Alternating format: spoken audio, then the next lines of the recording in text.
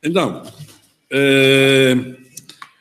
procedo a ler entonces el texto enviado por Fernando Devoto. Por aí. Deixa escala.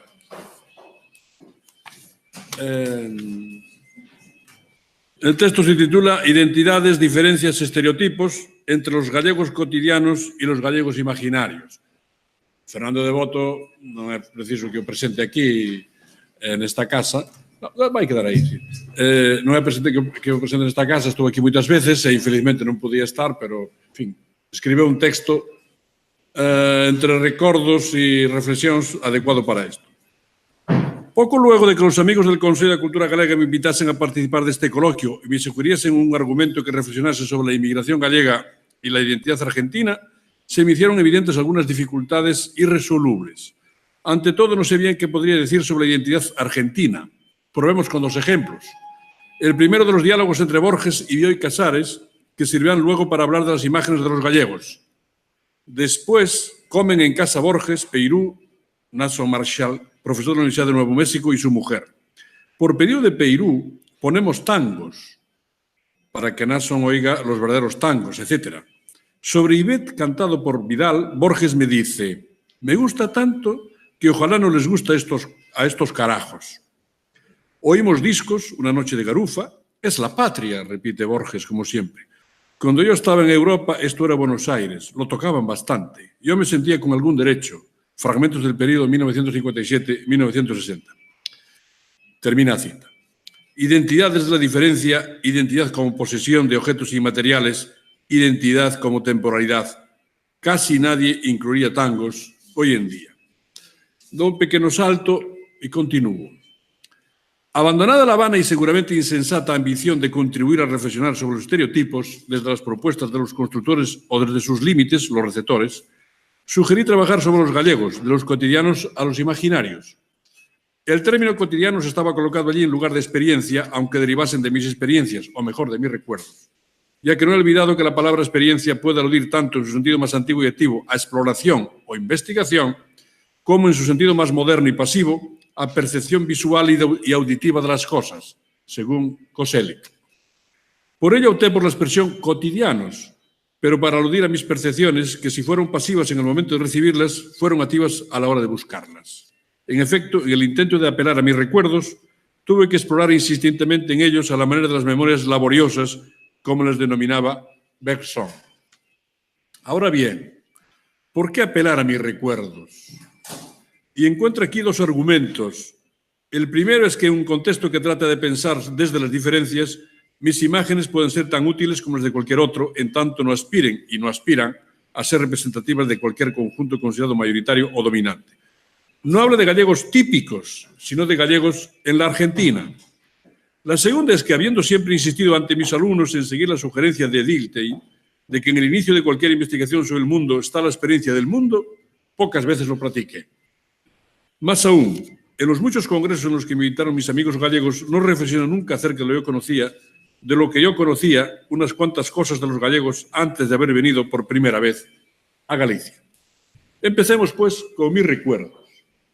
El más lejano se remonta a mi infancia, el mundo que giraba en torno a la casa de mi abuela materna en una pequeña villa de la provincia de Buenos Aires, unos 150 kilómetros de la capital, llamada Capitán Sarmiento.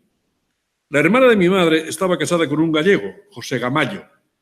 Recuerdo poco de Gamallo, como lo llamaban mi abuela y mi madre, aunque mi abuela también llamaba a mi padre simplemente Devoto. Una persona silenciosa e imaginadora, taciturna. Apenas recuerdo que de Gamallo decían mi madre y mi abuela que era un buen hombre, muy trabajador y buen esposo. Arrendaba campos para cosechar en la zona y lidiaba con los peones, tarea que nuevamente, me decían también, no era sencilla. Era mayor que mi tía y murió cuando yo era todavía chico. No hizo fortuna, aunque mi tía Chana, a la que yo estaba muy aficionado, vivió modesta pero dignamente en una casa de piso de ladrillo en el borde del pueblo, con terreno y gallinero, ayudada por su trabajo como enfermera en el hospital del lugar.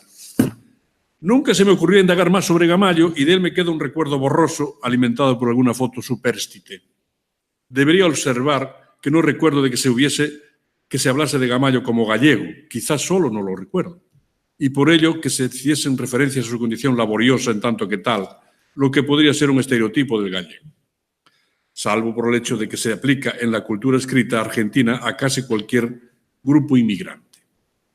A su hijo Héctor, el nene, que vivía en Buenos Aires y llegó a suboficial mayor en una oficina del Ministerio de Guerra, lo veíamos un poco más, hasta hace unos 25 años, pero nunca escuché tampoco que lo llamasen gallego, ni le pregunté y seguramente no encajaba en el estereotipo. La muerte de mi padre nos llevó hacia Mar del Plata, a un barrio de chalés y casas bajas, 1958-1962, en el que hubo un tiempo una empleada, pero que no era gallega, sino polaca. Uno de los momentos gratos era cuando me mandaban en bicicleta hasta el almacén distante unos 500 metros en la esquina de Primera Junta y Córdoba, que se llamaba El Porvenir. Lo recuerdo ahora ayudado por internet, aunque no lo llamábamos como su propietario Don Pepe, ¿no? Aunque lo llamábamos como su propietario Don Pepe. Recuerdo bien a Don Pepe por su tonada española al hablar, por su figura muy atildada, con su poco pelo bien peinado y sus anteojos, y siempre con su bien planchado guardapolvo color marrón. Era un personaje en el barrio como lo era su almacén, bien provisto de tantas cosas bien ordenadas y visibles en los altos escaparates, incluidas algunas importadas, lo que era una rareza en tiempos del modelo de sustitución de importaciones. Una especialidad, dicho al margen, que iba a encontrar en otros almacenes de gallegos posteriormente. Era el bacalao seco noruego que se consumía para Pascua. Desde luego que se sabía o se decía que Don Pepe era gallego, almacenero igual a gallego, pero lo era, y no creo o no recuerdo que al menos en casa de eso sacase alguna otra conclusión. Finalmente, la tienda más importante de la ciudad, algo así como el Preciados local, a donde me compraban zapatos, camisas, camisetas y sacos, se llamaba Los Gallegos. Existe hoy y además es shopping. Y tampoco recuerdo bromas al respecto. Finalmente, era tal vez el comercio más próspero de la ciudad. Tampoco podía asociar que aquel modelo de Don Pepe con el tan conocido de la tienda de ultramarinos de la península y de otros lugares de Hispanoamérica. Ni entonces ni luego, cuando también había a 50 metros de un departamento en el que viví muchos años en el barrio de Palermo, en la esquina de Scalabrini Ortiz, en ese entonces Canning, y Güemes, otro almacén de similares características. Creo que el estereotipo gallego se me cruzó en el colegio secundario que realicé en Buenos Aires, a donde me mandó mi madre con el argumento de que no había buenos colegios en Mar del Plata. Allí conocí a un compañero de clase desde tercer año que se sentaba detrás de mí, Jorge García Fernández, al que todos llamábamos el gallego, y cuyos dos padres eran españoles. El Colegio Nacional de Buenos Aires, creado por el presidente Bartolomé Mitre en 1863, aunque en la fantasiosa imaginación de la institución se remontaba hasta fines del siglo XVIII el Real Colegio de San Carlos, había sido pensado para formar a la élite dirigente argentina laica, según el modelo francés. Tenía como rasgos más distintivos el que dependía de la Universidad de Buenos Aires, un exigente examen de ingreso y soberbias instalaciones, en especial la biblioteca, pero hacía años que las élites sociales lo habían abandonado. Conservaba el ser un lugar apreciado por las clases medias, en gran medida de origen inmigrante, y en la que había un buen número de profesionales liberales. Supongo que aunque en nada podía desentonar un hijo de inmigrantes españoles y o gallegos en ese medio social y cultural, algunos estereotipos debían estar bastante extendidos. Y aquí la historieta de Quino, que comenzó a publicarse en 1964, debe haber desempeñado un papel. Porque recuerdo con claridad que al gallego no solo le molestaba que le dijesen gallego, sino que una vez me insistió en que él no era de origen gallego, sino asturiano, ya que su madre, doña Palmira, había nacido en esa región. Y sin embargo, como fuimos descubriendo, el gallego pertenecía a una de las familias más ricas dentro de los compañeros de la promoción. Su padre era un comerciante y empresario exitoso, don Modesto García Ojea, nacido en Banga, cerca de Carballiño, que era el socio mayoritario y presidente de una fábrica de helados muy conocida porque abastecía y abastece a muchísimos restaurantes de la ciudad que eran también propiedad de gallegos. Y ahí íbamos en procesión los compañeros del gallego a pedir de arriba el infaltable almendrado para las fiestas de fin de año bajo la severa y reticente mirada de un hombre huraño, otro Jorge, el tío de nuestro amigo. Empero el padre de Jorge poseía también pequeñas acciones en negocios de otros gallegos de la ciudad, en lo que construía una tupida trama de reciprocidades que revelaban mucho más que una red asociativa formal. Entre estos socios de don Modesto, un hombre muy bien petizo, simpático y siempre muy bien vestido en modo formal, con chaleco terno incluido, estaba el conocido empresario Aldrey Iglesias, reconocido más joven, y entre los negocios en los que tenían acciones en común estaba el muy reconocido Hotel City, en la zona de Plaza de Mayo, donde mi amigo hizo su fiesta de bodas. Don Modesto García mandó a sus 3 hijos al Nacional de Buenos Aires y 2 de ellos terminaron en él, pero solo uno de ellos, mi compañero Jorge, se recibiría de ingeniero, a lo que el padre aspiraba para los 3. Con los años, dejó la fábrica en manos de su hijo menor, nuestro compañero, y pasaba cada vez más tiempo en su Galicia natal, en Banga, donde había donado dinero para una escuela, debe haber aquí un error, y a donde volvería recurrentemente a exhibir su éxito tan consistente. Una larga amistad me vinculó con Jorge, el gallego, García Fernández, que sería el testigo de mi matrimonio, así como yo sería el padrino de uno de sus hijos. Con los años, comenzó a tomar en broma su origen gallego, aunque no hablaba la lengua, e inteligente y sutil como era, aludía en un tono entre jovial e irónico a su origen y asumía como propios los estereotipos que ya se habían hecho bastante populares en núcleos consistentes de las clases llamadas medias. Así hacía alusiones a su supuesta condición de hombre vasto e inculto y a su vez ponía otros motes festivos pero sin malicia a sus compañeros, yo incluido, mientras andaba en su Mercedes descapotable que despertaba nuestra sana o insana envidia. Una enfermedad lo quejó gravemente en los últimos años, además de un golpe de Estado encabezado por uno de sus hermanos, que lo despojó del control de la empresa en una versión nada idílica de las relaciones familiares que algunos estudiosos pontifican. En un momento de su convalecencia, ya en el siglo XXI, le regalé algunos de los libros que editó el Consello y quedó enormemente sorprendido. Hasta donde me habló de ello, poco sabía de la cultura de élite gallega, del galleguismo, del vasto movimiento de intelectuales o artistas de esa procedencia, poco también de la política española o argentina, que no le interesaba. Recuerdo su cara de complacencia cuando me dijo algo como «pero qué equivocado estaba sobre la cultura gallega». Supongo que se había mantenido bastante alejado de las instituciones comunitarias, pero no de la trama de negocios de la comunidad gallega real concreta, y si algún trato tuvo con aquellas, nunca habló de ello, y habiéndose casado con una familia de origen italiano meridional muy expansiva, orientó su sociabilidad hacia allí, y aunque viajó varias veces al pueblo de su padre, tampoco ello lo orientó a buscar aquellas raíces. Más bien era un modelo de la segunda generación, la del crisol. Todavía querría recordar, aunque sea brevemente, a otro gallego, Jorgito, amigo de mi hermano, hijo de almaceneros, pero de un almacén más modesto, nada intelectual, colegio secundario y basta, pero involucrado en los años 70 en la aventura militante que se englobaba en Montoneros y ello lo llevó al exilio mexicano, donde conoció a mi hermano, que había llegado allí por un cierto nomadismo aventurero, pero que también pasaba de la política. Se habían conocido en aquellos partidos de fútbol que organizaban los exiliados y residentes, se hicieron amigos y decidieron con alguno más compartir departamento en DF. Con los años volvió primero mi hermano y luego Jorgito con el retorno de la democracia en 1983. Allí lo conocí porque se frecuentaban con mi hermano, que apreciaba su nobleza y agregaba que era el mejor amigo que había hecho en México, y además era bastante vecino de mi casa ya que había vuelto a ayudar en el almacén de la madre. No le decían gallego y no lo parecía, o mejor no me parecía. No sé lo que ha sido de él, lo vi por última vez cuando murió mi hermano. Había ido hasta Mar del Plata, donde mi hermano vivía, para su entierro o pocos días después. Aunque desde luego hay otros gallegos y gallegas en mis recuerdos, me detendré aquí. Los nombrados presentan ya una variedad suficiente. ¿Qué sugieren estos recuerdos? Quizás que cualquier estereotipo es algo que suprime matices y simplifica la enorme complejidad, riqueza y variedad de la vida. Que por muy extendidos que estén los clichés, ellos deben ser listados y colocados en un contexto mucho más complejo, que permite desentrañar el significado de los signos.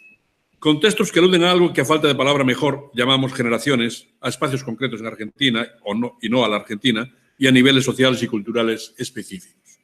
Ciertamente, cuando se hacen estudios que para identificar la identidad gallega o sus símbolos identificatorios, y recuerdo una discusión encendida que tuvimos Ramón Villares y yo en la sala del Consello con un distinguido sociólogo que se negaba a reconocer que una muestra realizada a personas de origen gallego que frecuentaban instituciones gallegas no podía ser representativa del colectivo de descendientes de migrantes gallegos, se debería reflexionar no solo sobre a quiénes les estamos preguntando, sino también observar que al hacer un cuestionario estamos uniformizando las respuestas o al menos reduciéndolas a un limitado número de opciones.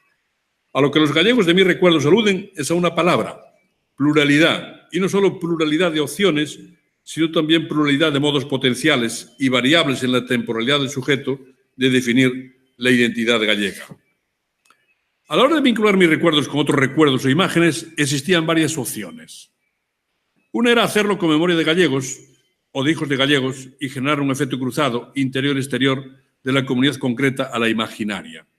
Otra era buscar reflexiones externas al mundo gallego y que no se propusieran hablar de ellos en especial, sino que los mismos apareciesen en el relato sin vocación de ser aludidos o rotulados y, sin embargo, siéndolo de algún modo, en una especie de método indiciario a la Morelli.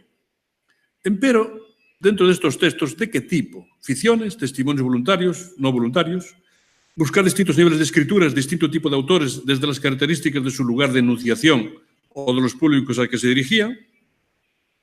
Temeroso de ocupar lugares ajenos, elige otros dos textos.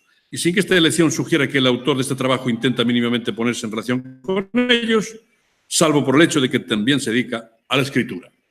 Se trata de dos textos de autores de entre los más connotados en Argentina como parte de una literatura de élite, no por el origen o ambiente social, o no solo por el origen y ambiente social, sino por la intención de sus autores y por la operación estética que postulan.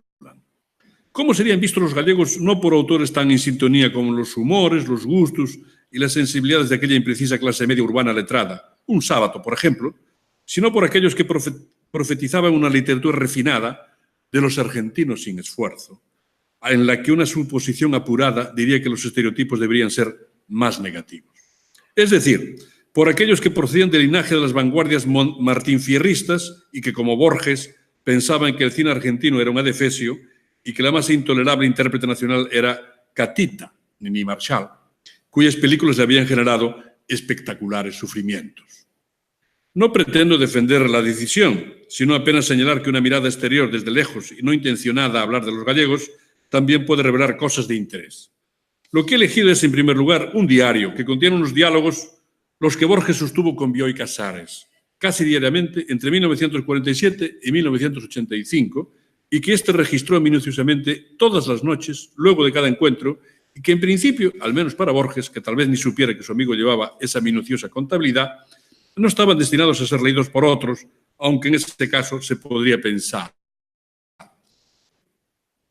Los textos reordenados en los últimos años de Bioy, cuando éste ya había superado los 80 y Borges había muerto hacía una década, conforman un diálogo cuya especialidad es retratar impiadosamente, con ese inusual grado de malignidad que brinda tanto el carácter de los personajes de que hablan como la impunidad de la conversación privada, a casi todos los personajes públicos que circulaban por aquí y también a figuras eminentes de la literatura universal.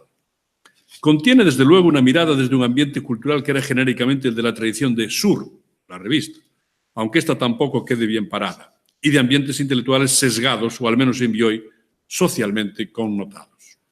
El segundo texto, pero cuya confección era precedente a los diálogos y a mismo de estos recuerdos, es una novela, Adán Buenos Aires, publicada en 1948, pero escrita trabajosamente desde principios de la década de 1930. Su autor, Leopoldo Marechal, había compartido la experiencia de las vanguardias y de la revista Martín Fierro con Borges, entre muchos otros.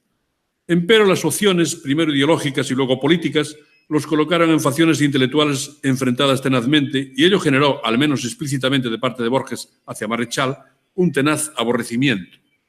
Los mismos diálogos con Bioy lo muestran con claridad. Marechal, católico ferviente, se ve vinculado primero a los grupos nacionalistas de derecha en los años 30, enfrentados abiertamente con Sur desde fines de la misma, para luego adherir al peronismo y ser uno de los intelectuales más connotados del régimen peronista. Estas diferencias no impedían que Marechal siguiese atraído por una literatura fantástica y estetizante como aquella que procedía de los núcleos vanguardistas de los años 20. La obra, en la que algunos han visto una de las cumbres de la literatura argentina del siglo XX, un Ricardo Piglia, por ejemplo, combina dos registros autorreferenciales. Uno es la narración de los dilemas metafísicos y estéticos del héroe y sus interlocutores, de su conversión y muerte en el breve espacio temporal de una Semana Santa de jueves a domingo. El otro, que aquí nos interesa, es el retrato irónico entre fantástico y cotidiano de la sociabilidad de algunos barrios de Buenos Aires, Villa Crespo, Chacarita, Saavedra, por el que transcurren sus andanzas el héroe y sus amigos en el mundo de entreguerras. Se puede compartir la idea de que mientras el primero es finalmente prescriptivo de un orden, el segundo es una contemplación algo alegre pero estética de la heterogeneidad de esa Buenos Aires menos crisol y más pluralismo. Así como en el primero aparecen personajes que encarnan con mayor o menor felicidad a sus compañeros de aventuras de las vanguardias, en el segundo es bien posible que aparezcan lugares y personajes que poblaban los días del autor. Y si así no fuese, bien podría argumentarse que contenían en su formulación tanto imágenes concretas de su experiencia, visto y oído, como sus posibles estereotipos. Comencemos por el diario de Bioy. En primer lugar, en algo que era y es bastante común en Argentina, ayer y hoy, el término gallego está usado sea para denominar un modo de hablar, sea para identificar a personas originarias de la península. En el primer caso se alude a los que de origen hispánico, argentino o incluso italiano tienden a imitar una pronunciación española, que en muchos otros casos diríamos castiza, sin afectaciones aristocratizantes. La expresión que usan Borges y Bioy es gallego de rebótica, donde rebótica estaría por trastienda de la botica y podría ser equivalente a un uso modesto de la lengua comparable a un actor español de reparto de piezas de género chico, que diría Borges. Si la comparación tiende a identificar escritores con los gallegos de almacén, diríamos nosotros, y en tal caso es un uso deleterio, también es evidente que imitar un modo de hablar considerado español, no ya para Borges, sino por los autores aludidos, es para estos un uso más prestigioso que el porteño. Así, según Borges, Roberto Giusti, el tan reconocido y apreciado codirector de la revista Nosotros, comillas, aspira a ser gallego, pero es cocolichi. Bioy, por su parte, llama gallego de rebótica a Cipriano Reyes, el legendario dirigente sindical laborista, en palabras de Borges, un ignorante hablando para ignorantes. Y nuevamente Borges saluda los poemas de Arturo Capdevila, de origen catalán, de linaje catalán, acotando que qué raro que no te llenara el poema de gallegadas. Y es claro que en todos estos usos gallego está por español. Lo mismo ocurre con la identificación de personas, gallego por español. Un ejemplo es Antonio Zamora, el andaluz dueño de la editorial Claridad, definido un gallego de clavel en el ojal, y otro el castellano Guillermo de Torre, un gallego inveterado, dice Peirú, que según la madre de Borges tenía un acento gallego que volteaba. También, claro está, esa identificación funcionaba en sentido inverso. El poeta orensano Xavier Bóveda es tratado como español, no como gallego, aunque ese pasado por el movimiento ultraísta madrileño podía jugar aquí un papel. Quizás una clave de estos usos y las ambigüedades que implican se encuentra en una reflexión de Borges en los diálogos de 1985. Dice: para agradar a su mujer española, escribió Cancela en El destino es chambón que el compadrito se jacta de tener apellido español. Ahora tal vez eso ocurra, antes no. Antes había prevención quizá contra apellidos italianos, pero los otros no se veían como españoles. Un López no pensaba que tenía el apellido del gallego del almacén de la esquina. Eran otros López. En casa, que fueron muy snobs en materia de apellidos, hablaban, por ejemplo, del coronel Suárez, pero ahí acababa la familia. No iba más allá de la independencia, como la patria. Para nadie era un orgullo provenir de gallegos. No los llamaban los gauchos maturrangos, termina Borges. Y ahora entra Bioy. El argentino de entonces estaba orgulloso de su país, nuevo y próspero. La gente no insistía en su ascendencia europea, menos aún si esta era española o italiana. Nuevamente, gallego es mencionado aquí a la vez como español, maturrango, y como español nuevo, es decir, de las corrientes migratorias finiseculares, con la alusión al gallego del almacén, uno de los emblemas de esa migración, como el verdulero napolitano. Asimismo, si mirados desde dos personas pertenecientes a familias tradicionales, aunque una fuese empobrecida, esa llegada tardía, pero era más el timing que el origen, actuaba como una capitis diminutio. Por su parte, la observación de Bioy temporaliza la cuestión con la reflexión acerca de que las personas no insistían entonces con su ascendencia europea, en consonancia con la reflexión de Borges en el mismo sentido, en relación con el desinterés por las raíces europeas de la familia. Sin embargo, como el entonces también exhibe, las cosas ya parecían estar cambiando en los años 60 y lo harían mucho más desde los 80 del siglo XX. Con todo, las que aquí están ausentes son las clases populares nativas y, como muestra al menos un ejemplo, a la hora de injuriar la expresión no hubiera sido nunca gallego, sino negro, como se le escapa a Borges en relación con Marechal y sus raíces francesas. Era mulato. Los padres tal vez fueran parientes de Toussaint Louverture, eran de Haití o de la Martinica.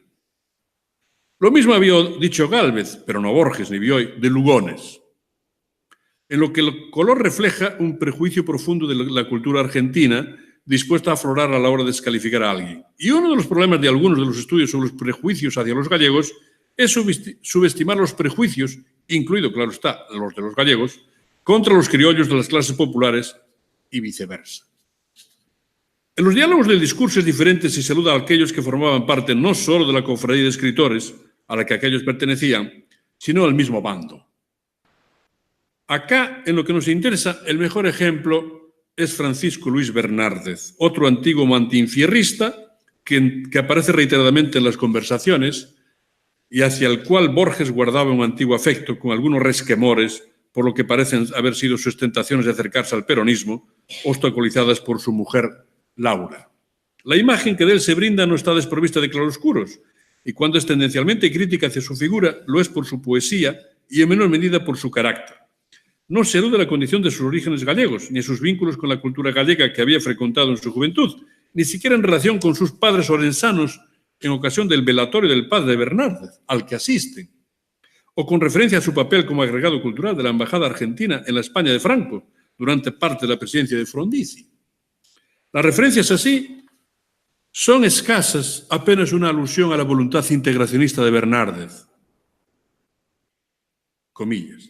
Para no ser gallego, escribió Bernárdez un poema sobre San Martín que no tiene nada que ver con San Martín. Apenas un pretexto, argumentado por otros interlocutores, no por ellos, es la vinculación de la cultura gallega y la cultura celta, de la cual Borges descree que sería patrimonio de Bernárdez. Así, Bernárdez no es un gallego, ni con almacén ni sin almacén, es Paco, uno más del grupo, con lo que nuevamente volvemos al ejemplo aludido de los López. Al margen, tampoco en las dos referencias sobre Arturo Cuadrado se alude a su galleguidad. Los niveles sociales y culturales influyen en los estereotipos y los prejuicios y deshacen la construcción de estos como hechos por un colectivo inexistente, los argentinos, hacia otro colectivo, los gallegos, que aun sí existentes, eran vistos de muchos modos no uniformes. Distinto el registro y distinto el clima de la novela de Marechal. Ningún gallego hay entre los compañeros de aventuras de Marechal Adán Buenos Aires. Ellos son Schulze, Schulzolar, Pereda, Borges, Bernini, Scalabrini Ortiz, Samuel Tesler, Jacobo Fischmann, Frank Amundsen, Oliverio Girondo, en donde los segundos brindan una inspiración más o menos lograda para los primeros. No aparece en cambio su amigo y ferviente católico como él, Bernárdez, con quien además habían convivido en París. Los gallegos de la novela son personajes de esa fracción de Buenos Aires que el libro recorre. Su interés reside en que inversamente a lo que ocurre, por ejemplo, en Sobre héroes y tumbas, de Sábato, en la que las referencias a los gallegos son lo que se espera que sean las referencias a los gallegos, es decir, tópicas. Buenos Aires, la ciudad gallega más grande del mundo, el tamaño enorme del centro gallego, el portero gallego macabramente atrapado en el ascensor que recuerda alguna ría de su aldea antes de la muerte atroz, una versión gótica de la morriña.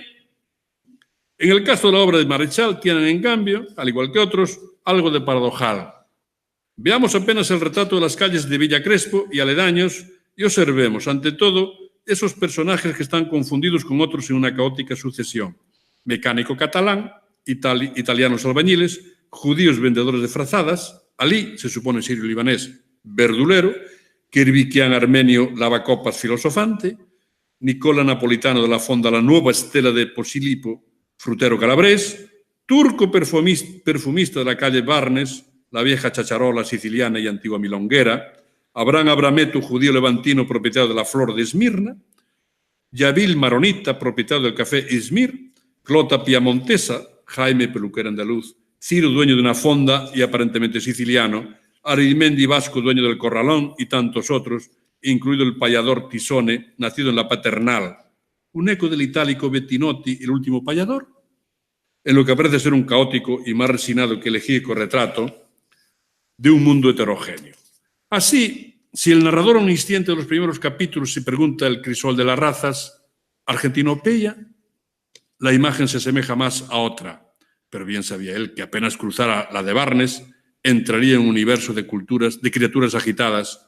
En aquel otro sector de la calle se habían citado al parecer todas las gentes de la tierra, mezclaban sus idiomas en un acorde bárbaro, se combatían entre sí con el gesto y los puños, instalaban al sol el tablado elemental de sus tragedias y sainetes y todo lo convertían en sonido, nostalgias, alegrías, odios, amores. Babel no era Crisol. En ese mundo poblado también de algunos criollos y minoría, aparece la planchadora gallega. A las 14:20, la planchadora me trae una cuenta insignificante, 1,75. Realiza un milagro de dialéctica que logra vivificar sus marchitas esperanzas de cobro. Es gallega, una raza lírica. Está embromada. Gallega planchadora puede ser, pero lírica, ¿en cuál estereotipo podría colocarse? Y aquí hay varias opciones. Una es considerar que Marechal ha querido deliberadamente mezclar las cartas y asignar papeles a sus personajes menores que son algo inusuales, combinando una nota que aluda a un estereotipo con una connotación que los subvierte, quizás en atención a buscar a la vez una proximidad con el lector y una deliberada lejanía de un canon realista. La otra es que, en cambio, Marechal ha tratado de abundar en especificidades o singularidades, como si cada uno de sus personajes fuese eso, un individuo particular, al que además asignarle muchas veces incluso un nombre en la búsqueda de retratar la ilimitada variedad de la vida que también había observado en su vagabundear juvenil por las calles del barrio. No es importante dilucidarlo, más importante es señalar que el texto no refuerza los estereotipos, sino que los complejiza. En cualquier caso, el personaje gallego más relevante no es la planchadora, sino el conductor gallego que con el gasista italiano, el mercader sirio, el señor Maduro, el joven taciturno, Adán y sus compañeros de aventuras comparten la espera en el vestíbulo de un prostíbulo para recibir por turnos las atenciones de Jova. El conductor gallego, que más adelante sabremos que es de la línea de tranvías 38 y está sindicalizado, bien podría ser un lugar común, ya que los gallegos parecen haber sido muy numerosos entre los tranviarios y en el sindicato que los agrupaba, como señala Núñez Seixas. El conductor gallego irascible, gesticulador que suelta varias parrafadas contra los pistoleros italianos, Mussolini y la tortura policial, y que tenía en la punta de la lengua un formidable alegato contra los dictadores, la mafia rosarina y el mundo entero, también lo era. Cierto, ahí estaba el caso del gallego, el gallego soto, pero estereotipado por estereotipo. Los gesticuladores eran los italianos, pero no el sobrio gasista del vestíbulo partidario de la autoridad, y tampoco los anarquistas, los catalanes, etc. Cierto é aí que el conductor gallego, en defensa de los detenidos a punto de ser torturados o ya torturados, exclama: y el recurso del albas corpus. Nuevamente el estereotipo, un bedevilisco juego de contrastes, anima la acción sucesiva. De albas corpus, dijo el conductor, eso es lo legal. Franqui, Girondo, volvió hacia su grupo dos ojos consternados. ¿Habré oído mal?, se preguntó. Bien dicen, comentó Pereda Borges, que todo gallego nace con un código bajo el brazo. Doña Venus movió a un lado y otro su cabeza durmiente. Sí, dijo, son unos brutos. La risa estalló en todos los labios y el conductor gallego frunció la jeta en un rictus amenazante.